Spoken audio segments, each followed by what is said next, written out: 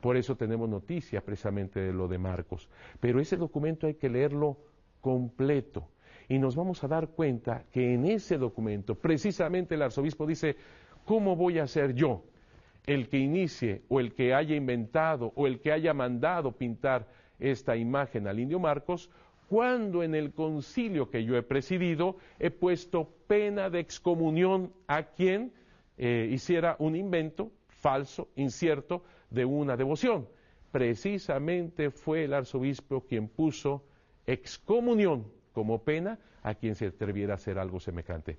Y el mismo arzobispo se defiende diciéndolo, ¿cómo voy a ser yo el que haga algo semejante cuando en el concilio que yo acabo de presidir estoy poniendo pena de excomunión?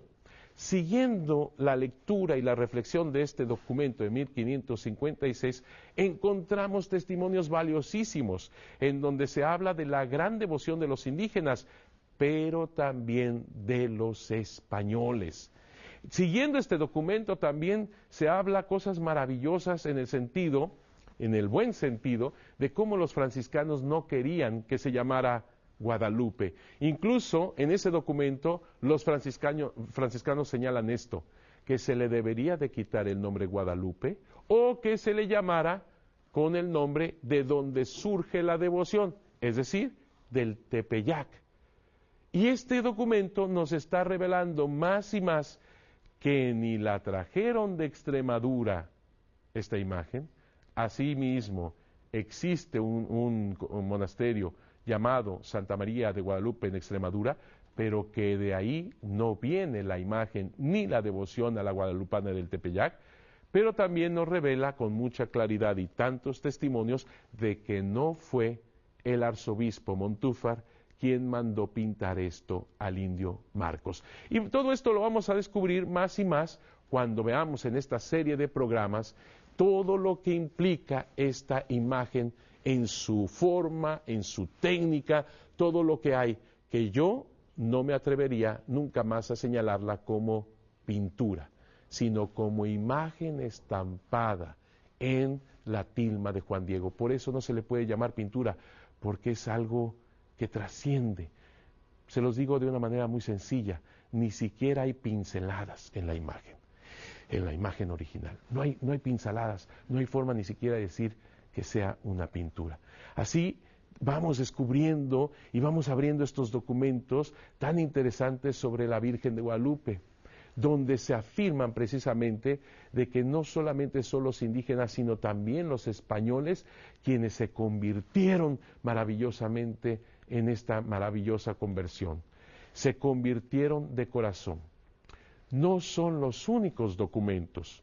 Este es uno de los más importantes, informaciones de 1556, pero hay tantos y tantos documentos que en su momento vamos a hablar, sobre todo uno de los más importantes documentos que es llamado el Nican Mopogua, que son las dos primeras palabras, Nican Mopogua, que está escrito este documento en 1540 a 1548. ¿Es el único documento? No, es uno de los más importantes. Vamos a encontrar más y más documentación en donde se nos hace referencia de todo esto que acabo de señalar. Pero uno de los más importantes es el Nican Mopogua. ¿Escrito por quién? Por Antonio Valeriano. Vuelvo a repetir, entre 1540 a 1548. Este documento está en náhuatl. Es el idioma de los indígenas, náhuatl, pero escrito con los caracteres latinos. ¿Quién lo escribió? Antonio Valeriano, que era un indígena muy sabio, que sabía latín y sabía español. Así que el documento mismo es mestizo, si se puede decir así. Es un documento náhuatl, pero con caracteres latinos. Fíjense cómo todo esto se une. Hay armonía entre estos caracteres latinos que usaban los españoles con el sonido náhuatl. Volvemos al mestizaje, a la armonía, a la unidad que da Nuestra Señora de Guadalupe, incluso en la narración más importante en donde se señala qué fue exactamente lo que pasó. Ni siquiera un Miguel Sánchez, Lazo de la Vega, lo han inventado. no lo podían inventar. Lo vamos a descubrir precisamente analizando el documento del Nican Mopogua. No lo podían inventar. No fueron ellos, sino ellos simplemente tomaron lo que ya se conocía y lo publicaron por primera vez. No fue una imagen que hayan traído de España. No fue una imagen que el arzobispo haya pintado, mandado pintar al indio Marcos, sino que es un encuentro entre Dios y los hombres a través de Santa María de Guadalupe y el indio Juan Diego. Y ese encuentro se plasma, sí, en letras, se plasma en tinta, se plasma en estos documentos, pero lo más importante es que este encuentro sea plasmado en nuestro corazón. Eso es lo más importante. Vamos a analizar, como ya les digo, en otro programa que no se lo pueden perder, el Nican Mopogua. En el Nican Mopogua vamos a descubrir realmente lo que sucedió de una manera hermosa, poética. Es el documento más importante, más completo, más bien realizado. Y les va a sorprender dónde se encuentra la copia más antigua del Nican Mopogua. Se encuentra en el archivo de Nueva York. Así es.